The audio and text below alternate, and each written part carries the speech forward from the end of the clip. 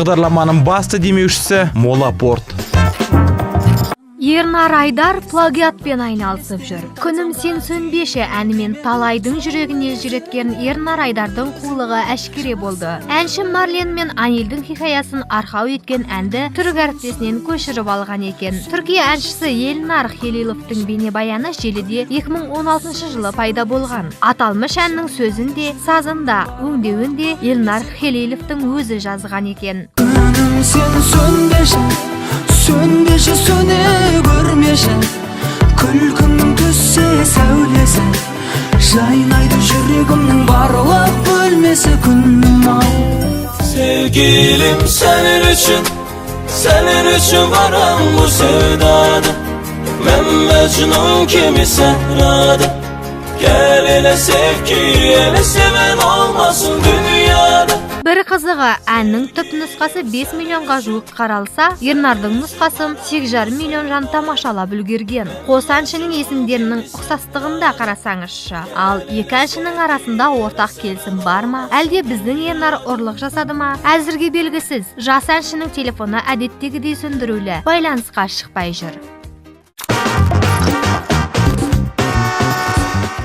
Алашұлы тобының серілері жеке орындаушылыққа бет бұрып, жеке бейнебаян түсіре бастады. Бұған дейін Рахмет Мақсаттың бейнебаяндарын тамашалап жүрсек, енді Алашұлының тағы бір серісі Әзімбек Байлинде жеке орындауындағы әніне бейнебаян түсіріп жатыр. Музон арнасы түсірілім алаңына барып, жігіттермен тілдесіп қайтты. Сонымен Әзімбек Байлин қандай әнімен қуантпақ? Жақында шыққан Мөлдір көзің деген әніме бейнебаян түсіріп жатырмыз.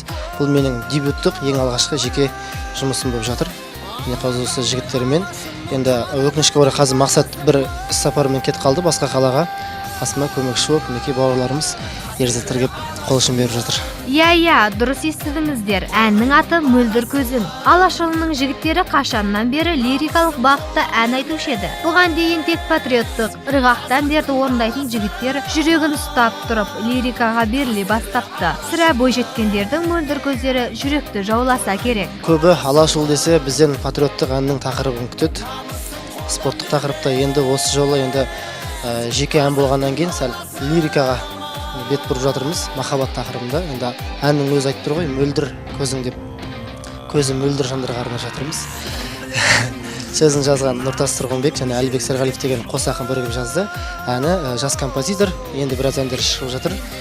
Мейірлан Орынтаев деген бауырымыздікі. Кішігірім клиптің сюжеті, енді өзіміз автор ретінде өзіміз орындаймын, тағы да қасымда бишілер болады, модерн жанрында. Бейнебаянға құтты болсынды жарыққа шыққан соң айтармыз. Әзірге тек сәттілік тілейміз. Ал енді топқа оралсақ, Алашұлы тобының қандай жаңалықтары бар екен? Тыңдармандарына деген тосын сыйлармен қашан бөліспек? Бұл туралы жігіттердің өздері сұрақтарсын. Топтың ең басты жаңалығы осы жақын арада Құдай бұйыртса 16 қараша күні біздің өзіміздің жеке концертіміз болады. Республика сарайында берейін деп жоспарлап отырмыз. Алдағы уақыттарда Қарағанды қаласында көптеген осы аудан орталықтарына өзіміздің гастрольдік сапарлармен бірі күні, қазанның бірі күні шыққалы жатырмыз.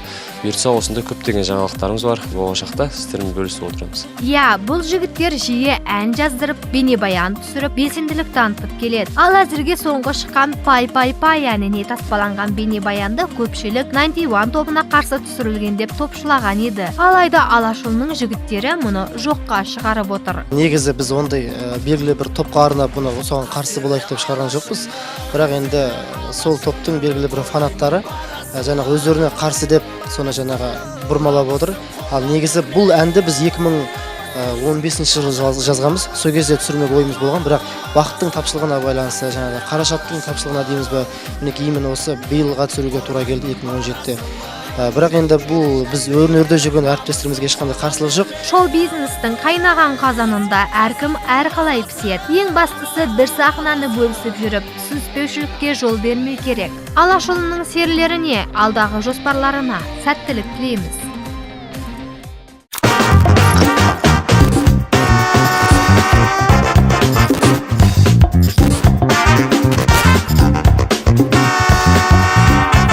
Бағдарламаның басты демеушісі Мола Порт.